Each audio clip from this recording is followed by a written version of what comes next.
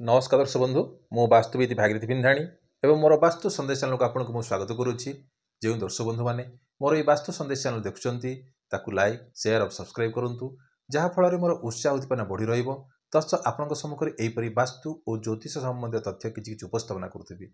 गत एपिसोड आपको कही नवरात्रि समय आम जो माँ जो बेश रहा प्रथमे शैलपुत्री, द्वितीय से ब्रह्मचारिणी, तृतीय सीमा चंद्रघंटा, चतुर्थ माँ पुष्पांडा, पंचम स्कंदमात्रा, षष्ठी माँ कात्यायनी, सप्तमी कालरात्रि, अष्टमी गौरी, नवमी सिद्धिदात्री देवी नम।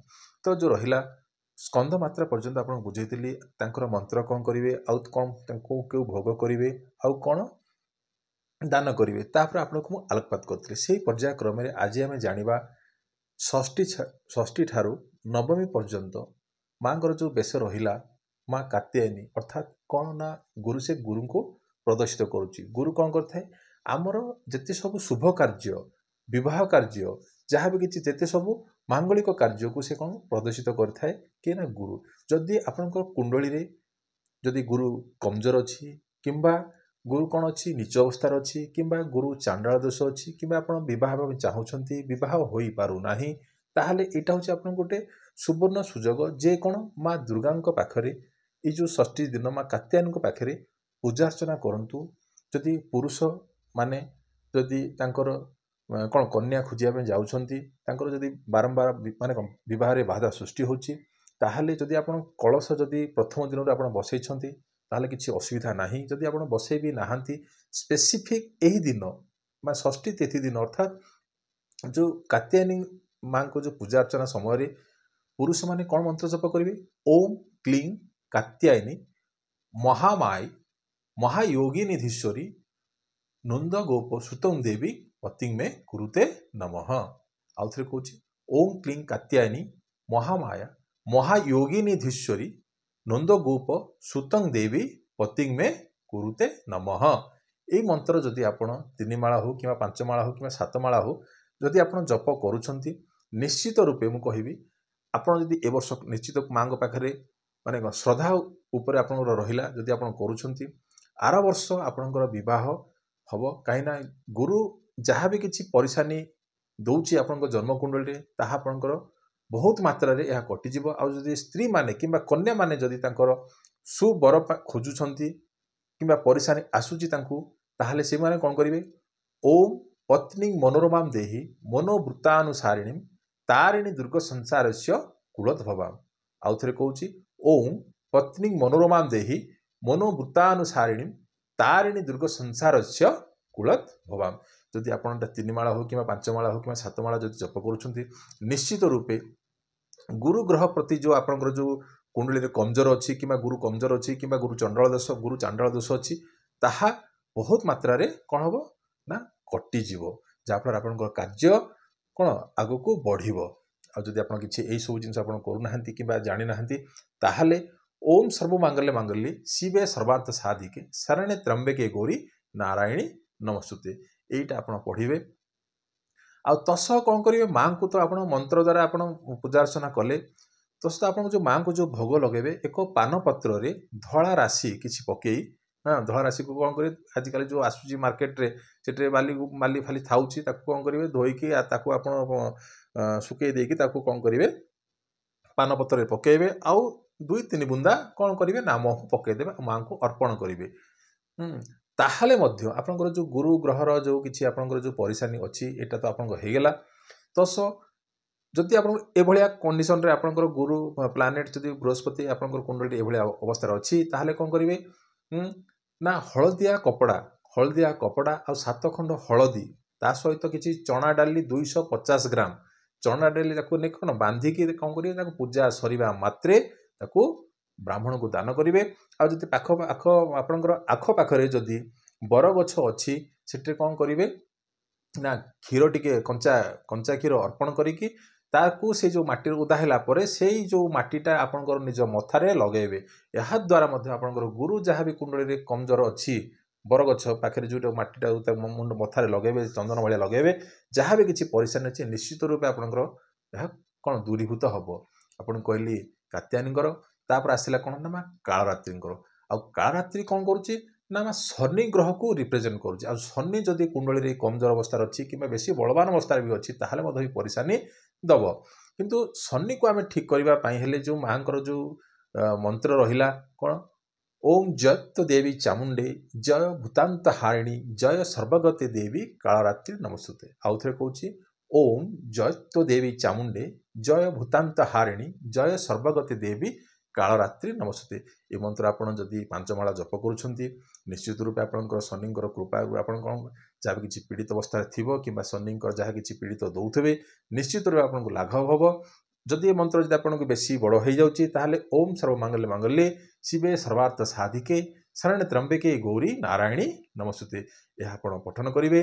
आ शनिवार दिन नड़िया तेल जो अच्छी से किसी कर्पूर पकईकि निजर मथा मन मस्तक लगे ना अर्थात आपंकर मथारे लगे ना ताकि शरीर में लगातु प्रति शनिवार ए भाया करूँ निश्चित आपको शनि ग्रहर जो पीड़ा आपको मिलूँ कि आपको जहाँ किसी होती कि जहाँ होगा कम आपंकर होना आउ जहाँ भी किसी आपंकर आलस्य अनुभव होची कि आपंकर दांतर समस्या किसी रोचे कि शरीर असुस्थ रोचे ताहले आप ए प्रक्रिया करूँ। तत्सहित शनिवार दिन साधारण भाषा देखापी गले आप देखुं गछ गुड़ाक भितर यूकाली पटास गछटा लंबा होगी थाए पत्र कौन चौड़ा होगी थाए पत्र लंबा होगी थाए जदि से पत्र जदि शनिवार दिन निज पकेट्रे रखुंट ताहले शनि जनित पीड़ार जहाँ किसी आप होची पाउछंती कि शनिर प्रकोप अच्छी कि शनि साढ़े से लगी ताहले आप करूँ निश्चित आपको लाघव मिल।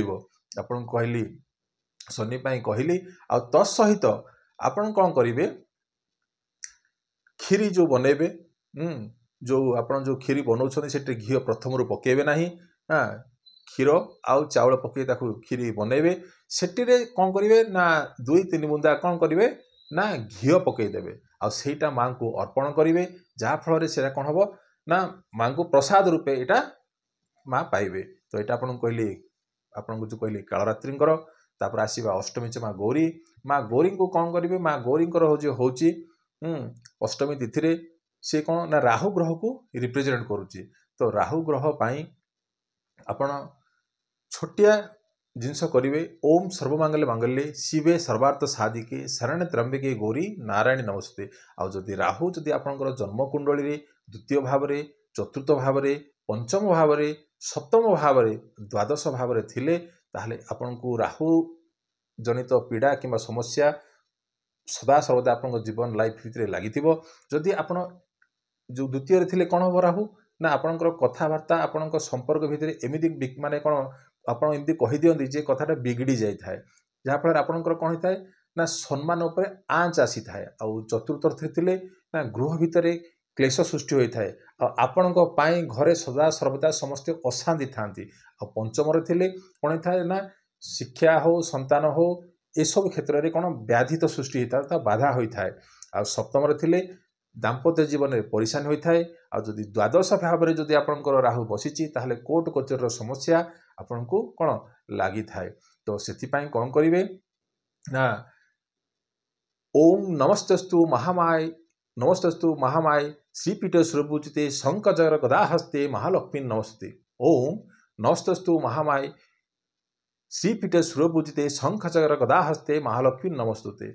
ओम नमस्तस्तु महामाय श्रीपीठ सुरपूजिते शंखचक्र गदाहस्ते महालक्ष्मी नमस्ते। ये मंत्र आप 3 माला जप करुँच कौन हम आपको कौन लाघव मिल। तत्सहित पूजा सरीबा मात्रे कौन किले 250 ग्राम कौन करेंगे ना कला राशि जदि आपण नहीं कि कौन सी मंदिर कहीं सब मंदिर में यही समय कौन होम यज्ञ मंत्र उच्चारण सदाबले चली थाए जो आप जो कला राशि नेबे ताकू कौन करेंगे से जो जो होम करुँच जो आहुति दौरान से समय यहाँ आपड़ जदि देवे से माने ताकू कौन करेंगे ना आहुति प्रयोग करेंगे जहाँ किसी मंत्र पाठन करुँच कार्य लगे जहाँफल आपंकर राहुर जहाँ किसी परेशानी अच्छी सीटा बहुत मात्रा रे ताहा कौन हम कटिजीव। आ तो सहित से दिन माँ को कौन करेंगे कौन भोग करेंगे ना नड़िया को प्रथमे फटई तार जो पानी अच्छी से पानी को कौन करेंगे ना माँ को अर्पण करेंगे जहाँफल आपणकर मनोकामना निश्चित रूपे पूर्ण हम।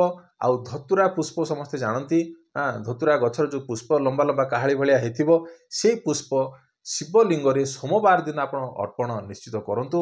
ଦେଖିବେ ରାହୁ ଜନିତ ସମସ୍ୟା ଯାହା ବି କିଛି ଆପଣଙ୍କର ଭିତରେ ରହିଛି ତାହା କ'ଣ ହେବ, ବହୁତ ମାତ୍ରାରେ କଟିଯିବ।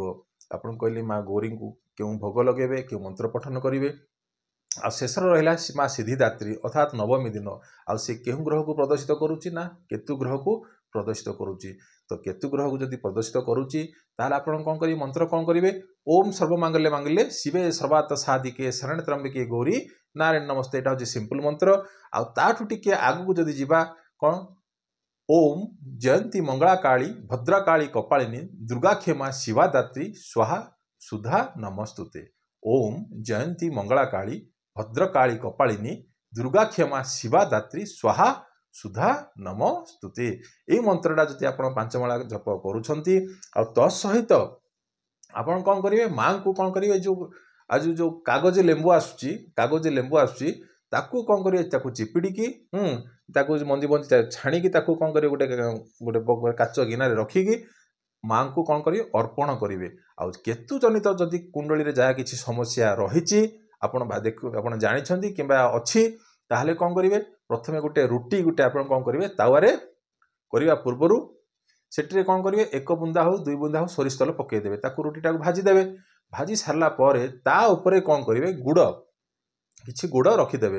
ସେଟାକୁ କ'ଣ କରିବେ ନା, ଯେଉଁଠି କୁକୁର ଥିବେ ତାକୁ ଖାଇବାକୁ ଦେବେ। କିନ୍ତୁ କୁକୁର ସହଜ ତ ସେ ଖାଏନି, କାହିଁକିନା ତା ବାସ୍ନାରେ, ସୋରିଷ ତେଲ ବାସ୍ନାରେ ସେ ଖାଏନି। ଚେଷ୍ଟା କରିବେ ଗୁଡ଼ ଟିକେ ଅଧିକା ରଖିଦେଲେ କ'ଣ ହେବ, ସେ ଖାଇବ। ଯେତେବେଳେ ସେ ଖାଇବ, ଯଦି ଶୁଙ୍ଘିଲେ ମଧ୍ୟ ବି କିଛି ମାତ୍ରାରେ ହେବ, କିନ୍ତୁ ଯଦି ସେ ଖାଉଛି ଜାଣିବେ ଯେ ଯାହା କିଛି ଆପଣଙ୍କର କେତୁ ଜନିତ ସମସ୍ୟା ରହିଛି ଜନ୍ମକୁଣ୍ଡଳୀରେ ତାହା ଦୂରୀଭୂତ ନିଶ୍ଚିତ ରୂପେ ହେବ। ଆପଣଙ୍କୁ କହିଲି, ଆଉ ମନ୍ତ୍ର କହିଲି, ମା ସିଦ୍ଧିଦାତ୍ରୀଙ୍କର ମନ୍ତ୍ର କହିଲି। ଆଉ ତାହା ସହିତ ଆଗାମୀ କିଛି ଏପିସୋଡ଼ରେ କ'ଣ କ'ଣ କରିବେ ଆଉ କିଛି କହିବି, ଯାହା ବି କିଛି ସନ୍ତାନ ସୁଖ ହେଉ କିମ୍ବା ଆପଣଙ୍କର ବିବାହ କ୍ଷେତ୍ରରେ କହିଲି, ଆହୁରି କିଛି ପ୍ରୟୋଗ କହିବି ଯାହା ଆପଣ କରି ଏଇ ଯେଉଁ ନବରାତ୍ରିରେ ଆପଣ କ'ଣ କରିବେ, ନିଜକୁ କ'ଣ ସୌଭାଗ୍ୟ ସହିତ ସୌଭାଗ୍ୟ ଅର୍ଜନ କରିବେ, ଆଉ ମାଙ୍କର କ'ଣ ଆଶୀର୍ବାଦ ଲାଭ କରିବେ। ତ ଏଇ ତ ଥିଲା ଆଜିର ଟପିକ୍। ରହିଲି, ନମସ୍କାର।